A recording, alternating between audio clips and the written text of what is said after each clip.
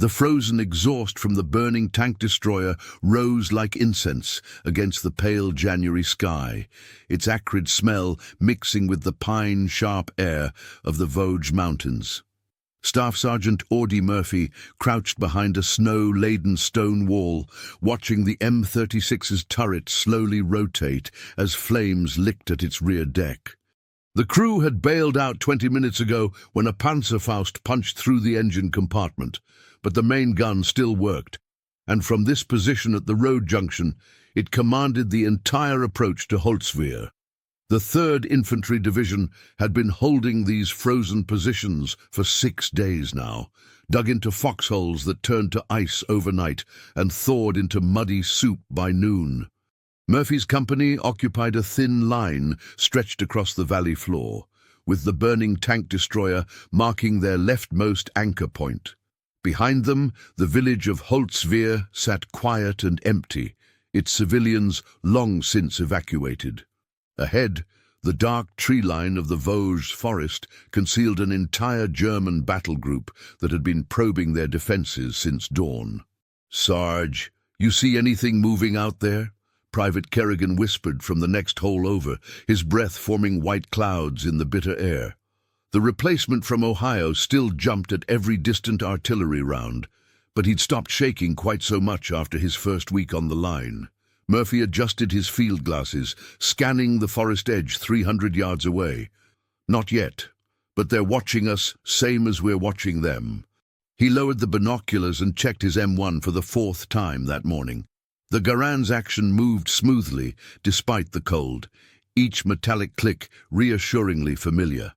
Behind them, Lieutenant Harrison's voice crackled over the radio, requesting updates from the company command post in the village. The static-filled conversations painted a picture Murphy had seen too many times before. Enemy armor massing for attack, friendly forces spread too thin, ammunition running low, and orders from regiment that made sense on a map but felt impossible from a foxhole. The worn leather boots that had carried Murphy through Sicily, Italy, and now eastern France were packed with newspaper to keep out the worst of the cold. They'd drawn snickers from the replacements when he'd first arrived, these battered, resoled remnants that looked like they belonged on a sharecropper rather than a combat NCO. But those boots had walked him through more firefights than he cared to count, and he'd learned to trust their grip on frozen ground and muddy slopes. "Think they'll hit us today?" Kerrigan asked, fumbling with the bolt of his rifle.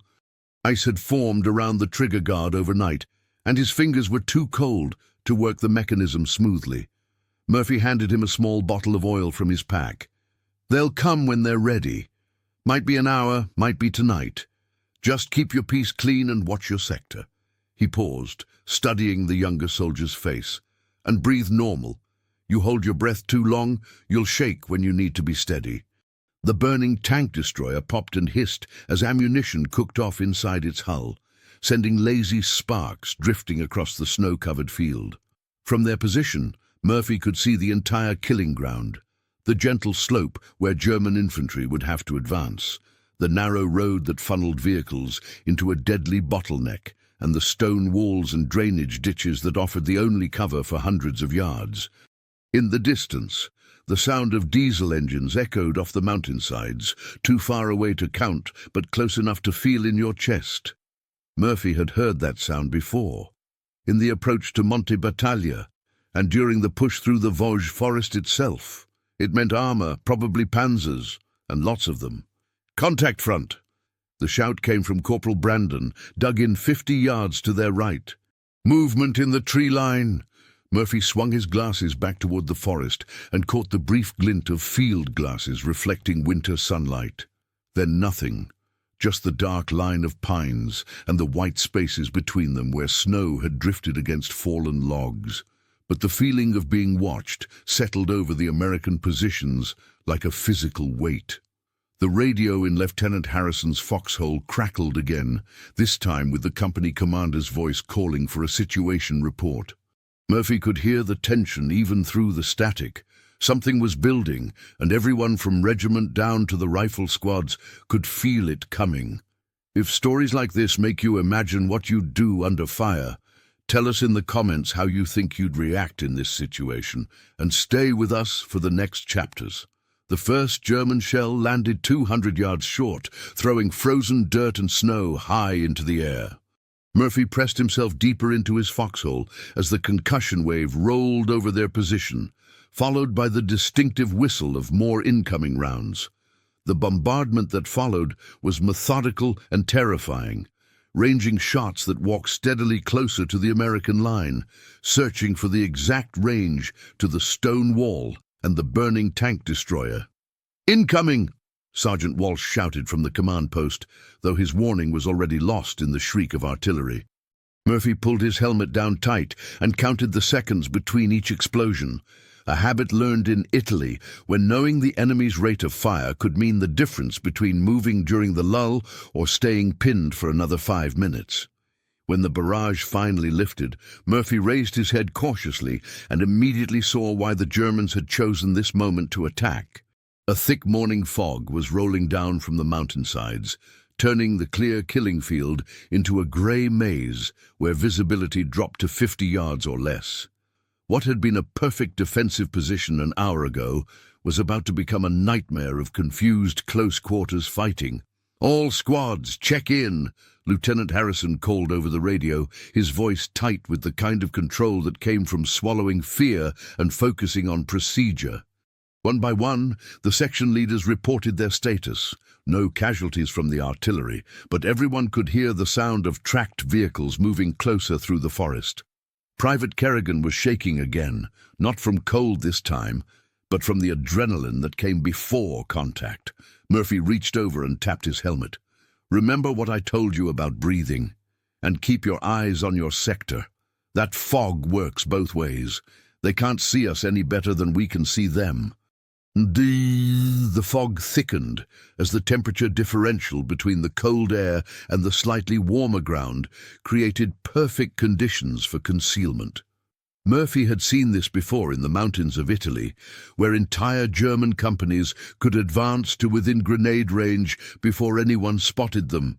The key was listening for the crunch of boots on snow, the metallic click of equipment, the whispered orders that carried farther in cold air than men realized. Through the growing murk, Murphy caught sight of the tank destroyer's bulk, still smoking, but now serving as both landmark and fortress. Its main gun pointed down the road like an accusing finger, and he realized that whoever could reach that position would control the entire engagement. From the turret, a gunner could sweep the field with the 50 caliber machine gun and use the 90mm cannon to break up any German advance. But getting to the tank destroyer meant crossing 30 yards of open ground under observation from the forest, and staying there meant being alone, cut off from the rest of the squad if the Germans flanked the position. Murphy studied the vehicle through his field glasses, noting the way the smoke drifted and how the fog swirled around its angular hull. "Movement, 2 o'clock. Corporal Brandon's voice cut through the radio chatter. Through the fog, Murphy could make out dark shapes advancing in the distinctive bounds of trained infantry, 3 or 4 men moving, while others provided cover, then stopping while the next group leapfrogged forward. The sound of small arms fire erupted from the right side of the American line, muzzle flashes winking through the fog like fireflies. Murphy could hear the distinctive crack of M1 rifles answered by the heavier stutter of German machine pistols and the measured bark of MG-42s setting up in the tree line. Lieutenant Harrison was on the radio again, this time calling for artillery support and requesting permission to withdraw to secondary positions if the line became untenable. The answers that came back were lost in static, but Murphy could read the lieutenant's expression even from 50 yards away, the kind of frustration that came from fighting a battle with one hand tied behind your back.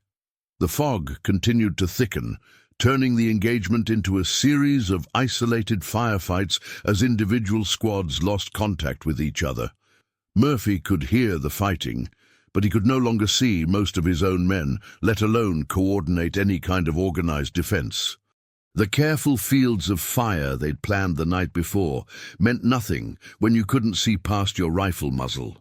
Through it all, the tank destroyer sat burning in the fog, its smoke mixing with the white vapors until it seemed like some kind of mechanical ghost. Murphy found himself studying it again and again, calculating distances and angles, weighing risks against possibilities.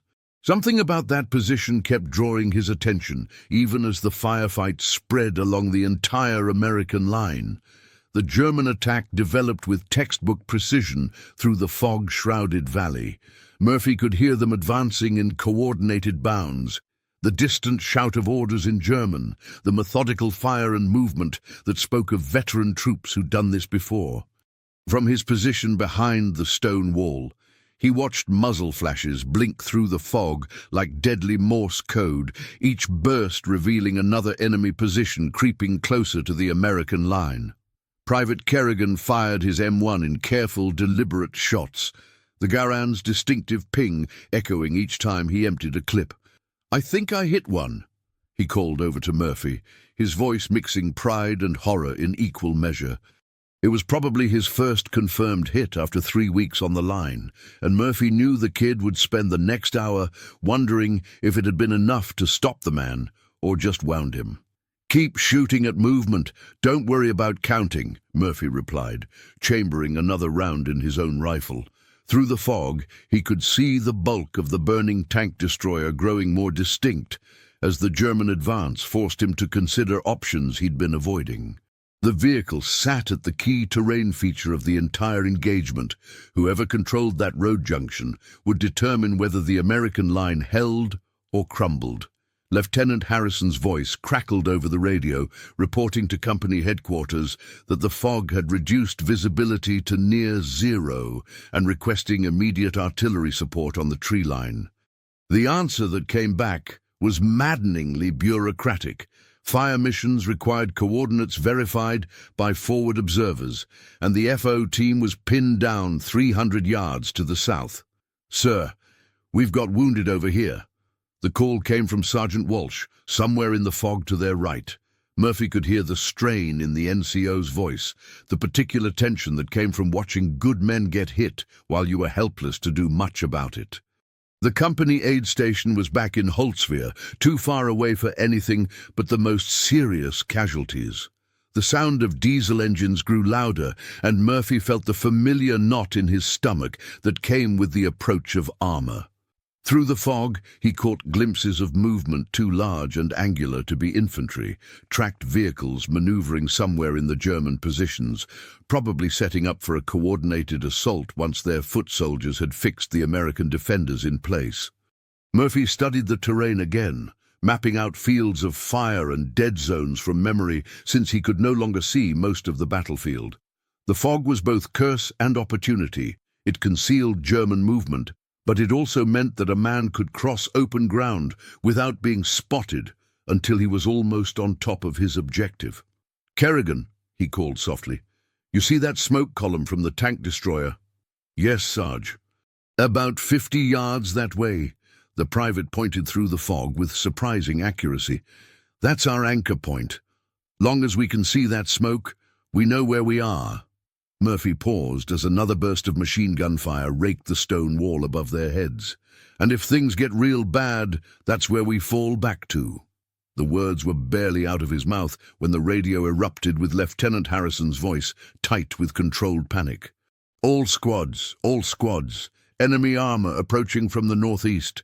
Count at least 2 panzers, possibly more. Prepare for immediate withdrawal to secondary positions." Murphy felt the familiar weight of decision settling on his shoulders. He'd been in enough engagements to recognize the moment when everything balanced on a knife's edge, when following orders might mean survival for some and death for others, and when initiative could either save the day or get everyone killed. Through the fog, he could hear the German armor getting closer, the distinctive whine of tank transmissions mixing with the rattle of machine gun fire. The American line was starting to bend, individual soldiers pulling back from positions they couldn't hold alone, coordination breaking down as the fog turned the battle into a dozen separate fights. Would you follow the orders exactly, or trust what your own eyes and instincts tell you in a moment like this? Comment which path you'd take, and share this episode with someone who loves real human stories from history. But Murphy found himself staring at the tank destroyer again, its bulk now clearly visible through the thinning fog as the morning sun began to burn off the worst of the concealment. From that position, the vehicle's main gun could cover the entire German approach route. More importantly, its machine guns could provide covering fire for the rest of the company as they executed their withdrawal. Someone would have to reach it. Someone would have to stay.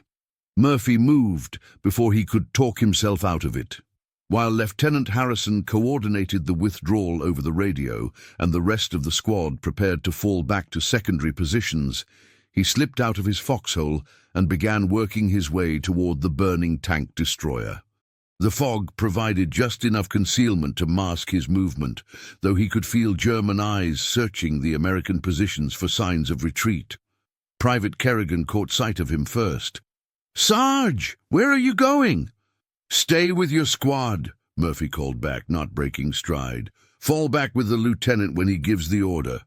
The 30 yards to the tank destroyer felt like 30 miles. Murphy moved in short rushes, using every piece of cover the terrain offered. A fallen tree, a shell crater half filled with dirty snow, the abandoned equipment left behind by the vehicle's crew when they'd bailed out under fire. Behind him, he could hear the American withdrawal beginning, individual rifles going quiet as men pulled back toward the village.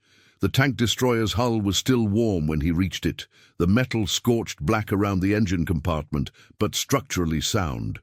Murphy hauled himself up onto the rear deck and immediately understood why the crew had abandoned the vehicle.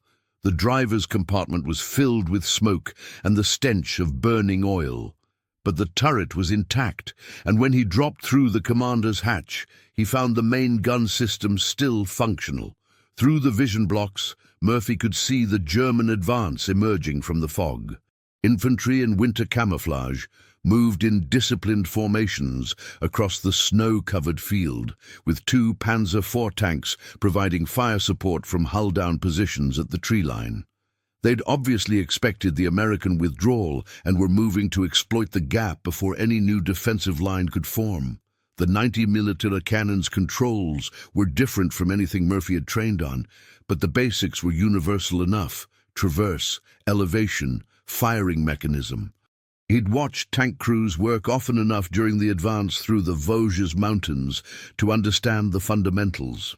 More importantly, the .50 caliber machine gun mounted beside the main gun was identical to dozens he'd fired before. The first burst from the machine gun caught a German squad completely by surprise. Murphy swept the weapon across their formation, forcing them to dive for cover and disrupting the careful coordination of their advance. The psychological effect was immediate. The Germans had thought they were pursuing a beaten enemy, not walking into a trap. But Murphy knew he couldn't hold the position alone for more than a few minutes. Already, German fire was converging on the tank destroyer as enemy squad leaders directed their men to suppress the unexpected resistance. Bullets spanged off the vehicle's armor plating, and he could hear the distinctive crack of Panzerfaust rockets being prepared somewhere in the fog. The main gun fired with a thunderous roar that seemed to shake the entire valley. Murphy's first shot went wide, but it had the desired effect. Both German tanks immediately began maneuvering to engage what they assumed was another American armor threat. Their return fire began chewing chunks out of the stone wall beside the tank destroyer, but their aim was hampered by the fog and the unexpected nature of the engagement. Through the radio headset he'd found in the turret, Murphy could hear the confused German communications as squad leaders tried to report the situation to their commanders. They'd been expecting a quick exploitation of American withdrawal, not a stand-up fight with an enemy who seemed to be everywhere at once. Murphy's second shot found its mark. The lead Panzer staggered as the 90mm round punched through its frontal armor, and he could see crew members bailing out even as the vehicle's ammunition began cooking off in spectacular secondary explosions. The psychological effect on the German infantry was immediate. Men who'd been advancing confidently suddenly found themselves pinned down by accurate fire from a position that should have been abandoned. But the effort was costing Murphy everything he had.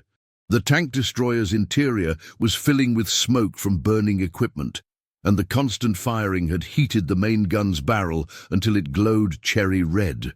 Worse, he could see German infantry working their way around both flanks, using the fog and terrain to get close enough for anti-tank weapons.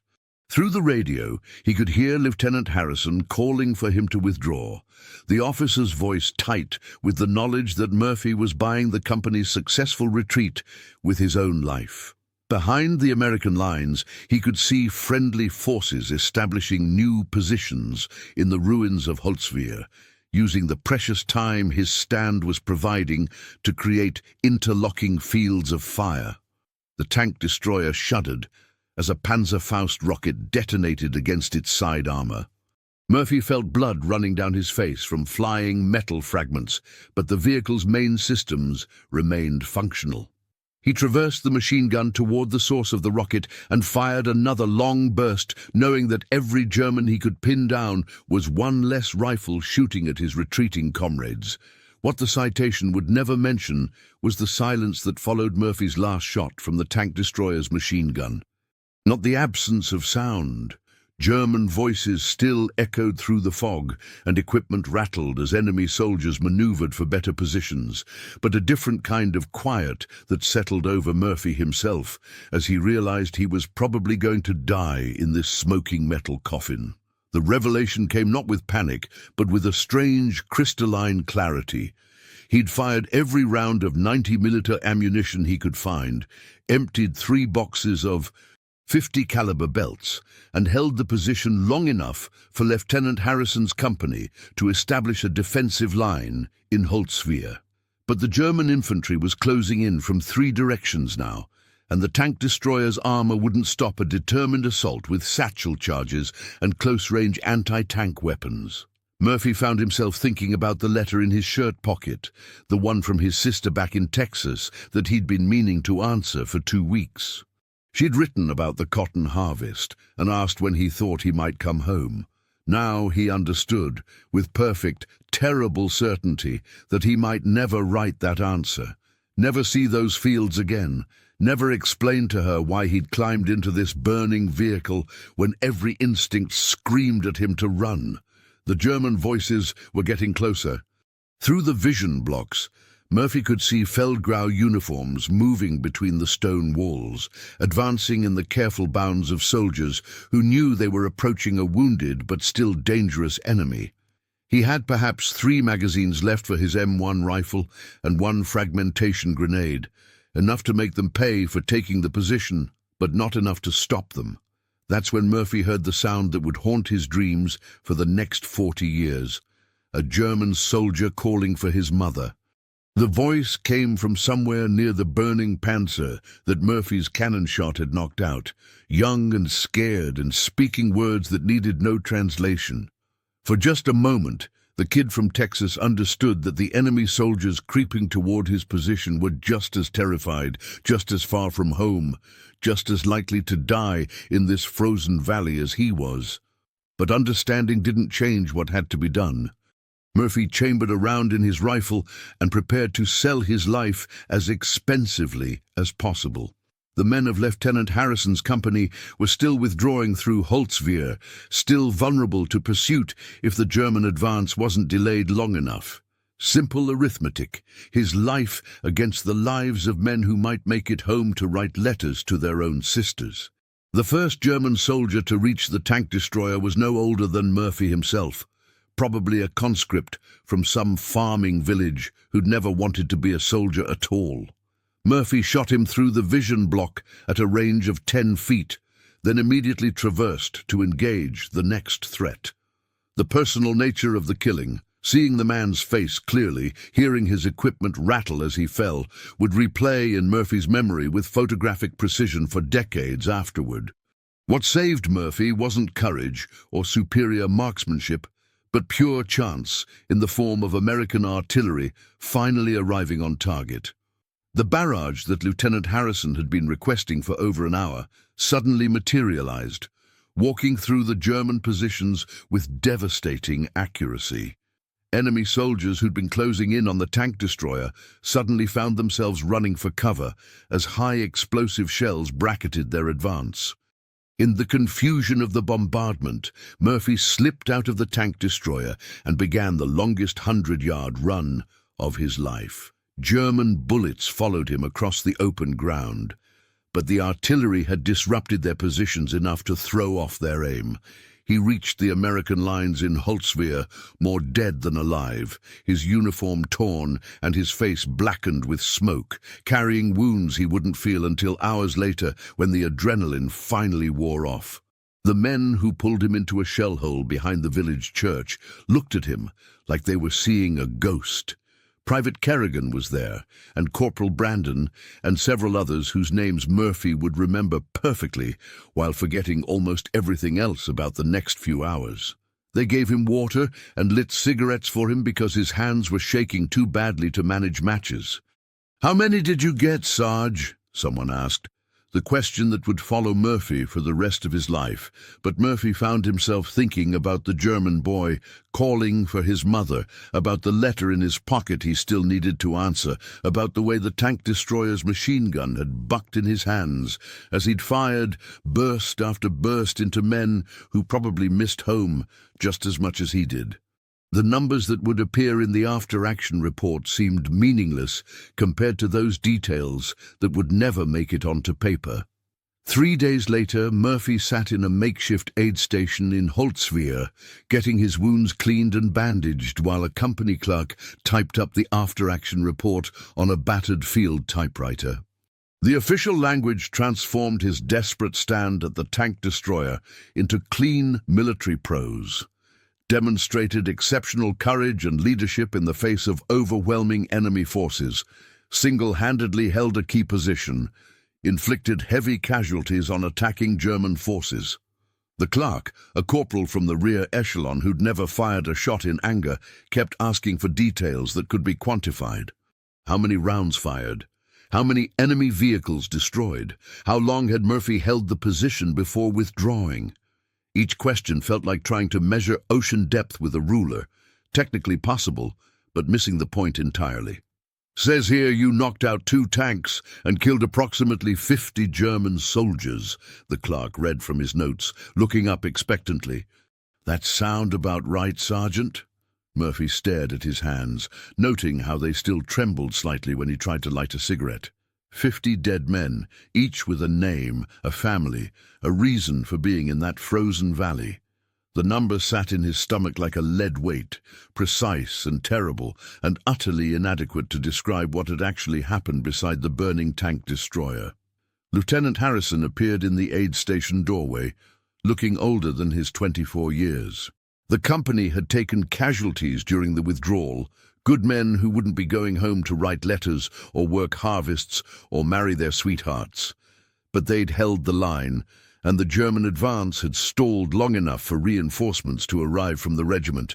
In the mathematics of war, it counted as a victory. "How you doing, Murphy?" Harrison asked, settling into the chair beside the aid station cot. His voice carried a weight that hadn't been there before the engagement, the particular exhaustion that came from sending men into situations where courage and luck were the only things standing between them and violent death. "Fine, sir. Just tired." Murphy took a drag from his cigarette and studied the smoke as it drifted toward the aid station's canvas ceiling. "The boys make it back okay?" "Most of them. Kerrigan's asking about you every hour, wants to know when you'll be back with the squad." Harrison paused, choosing his words carefully. "What you did out there, buying us time to set up the new line, that saved a lot of lives." But Murphy found himself thinking about the German voices in the fog, the boy calling for his mother, the way enemy soldiers had looked just as cold and scared as the Americans. Saving lives on one side meant taking them on the other, and the arithmetic never quite balanced, no matter how you worked the numbers. The medal ceremony came 2 weeks later, conducted in a bombed-out church in a village whose name Murphy never learned. A colonel from division headquarters read the citation aloud, while a photographer from Stars and Stripes captured images that would appear in newspapers across America. The language was heroic and inspiring, full of words like valor and selfless devotion that made Murphy's actions sound like something from a storybook. Private Kerrigan was there, along with the other survivors of that morning at the tank destroyer. They stood at attention while Murphy received the decoration, but their eyes held knowledge that would never make it into the official record. They'd seen him climb out of that burning vehicle, had watched him stumble across the open ground with German bullets following him every step. They understood the difference between the clean narrative of the citation and the messy, terrifying reality of staying alive long enough to complete the mission. Years later, when reporters asked Murphy about that day in the Vosges Mountains, he would give them the basic facts and change the subject as quickly as possible. The weight of what happened beside that burning tank destroyer, the faces he remembered, the sounds that echoed in quiet moments, the knowledge that his survival had required other men's deaths, remained locked away where official language couldn't reach it.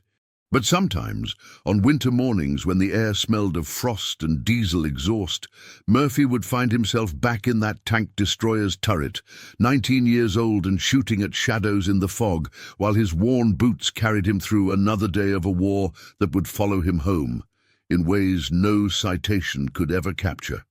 The German boy's voice, calling for his mother. The weight of his rifle as he'd chambered that last round. The absolute certainty that he was going to die, followed by the miracle of finding himself alive. These were the details that mattered, the human truth beneath the heroic legend, carried forever in the memory of a young man who'd done what needed to be done when everything else fell apart. If this story reminded you that behind every medal there's a human being carrying memories we'll never fully see, subscribe to the channel, tell us which country you watch from, and invite someone to revisit history with us in the next story.